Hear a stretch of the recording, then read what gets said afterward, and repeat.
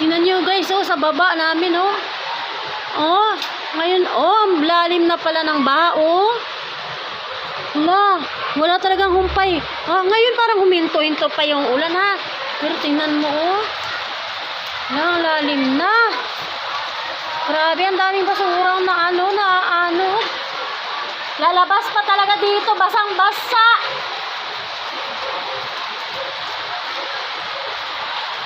Grabe. Alam mo, simula pa kagabi itong ulan eh. Promise, tingnan mo, oh. Ala, kawawa naman pala. Talagang binaha din talaga dito. Buti talaga, nakauwi ako kanina. Mga 5, ano ba yun? Lapit na, mga 5:30 yata. Wala pa yan.